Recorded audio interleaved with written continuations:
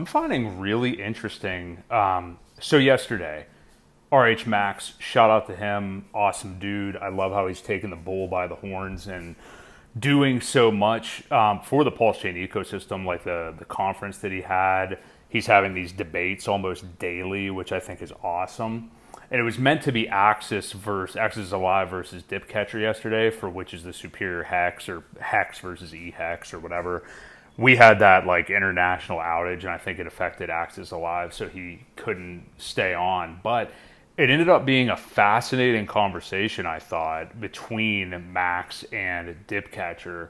And obviously a bunch of people like personally have issues with Dipcatcher because I think he says things that provokes their hardcore beliefs. And let's be honest, I think he also enjoys poking and prying at people and being the contrarian just to do it, which I find relatable. So I do understand that. Some of the stuff that he posts about, like, when it comes to the mechanisms of like Hex or Pulse Chain and he gives thoughts, I think you should always, even if the person you disagree with them or they're your adversary, you should at least like acknowledge what they're talking about because maybe there is a blind spot for you.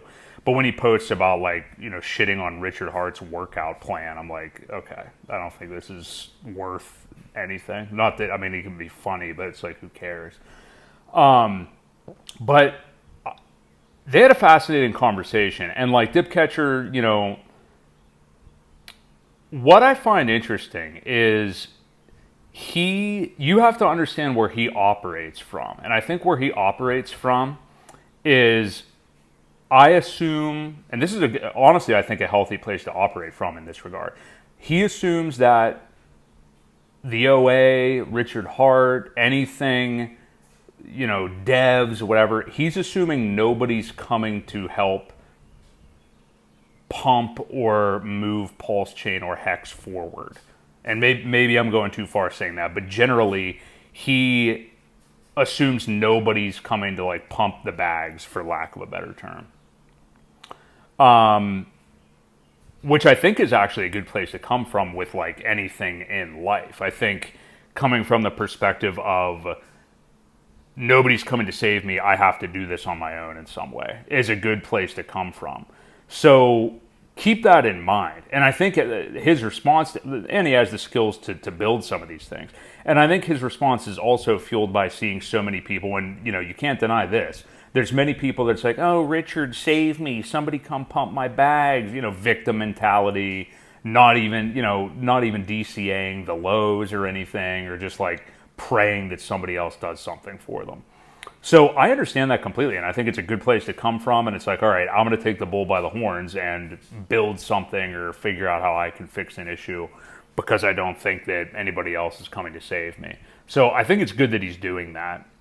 You can disagree with like his stance, and I think it's probably best to fall somewhere in the middle in making your decisions, because then you're not reliant on, why hasn't Richard been posting? And, every day you're waiting with bated breath for somebody to save you. But I think it's also good to look at things like, well, I'm a market participant, and part of my decision to invest in X, Y, or Z is that I do suspect that this billionaire that commissioned these products has an interest in like buying them, and may know something I don't know, even if I'm a really smart person, that, might put them at X, Y, or Z price eventually. I think it's good to acknowledge that in your like investing thesis. A guy like Dipcatcher may not be interested in that or not need to do that or whatever, and again, has some capabilities on building things, which is fine. I think the people that get too reactionary to him and get upset, like, is stupid. I mean, all you're doing is, he loves that, I think. And I'm kind of just in the middle on everything. I think like any adversary, you should listen to what their thesis is. I do think like I don't agree with him that like, Pulse Chain is a huge negative externality on Hex. And I get it. He doesn't want to take into account any plans that Richard Hart could have, or that like, and he doesn't want to rely on Ethereum. I think like he's not even acknowledging that I heard very much like the fact that Ethereum's been deplorable this entire cycle, which is wrecking all altcoins. You know, not to say that like Pulse Chain doesn't have its own problems. I'm just saying that a lot of altcoins have been slaughtered because Ethereum is still today like $2,600.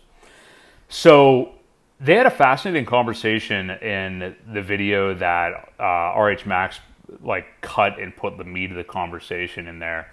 And it started right around the 20-minute mark where they were talking about incentivizing emergency end staking to help with like HEX yield and HEX staking and stuff. And with the early stakers from like whatever it was called, the bonus thing. I don't know why I can't think of it.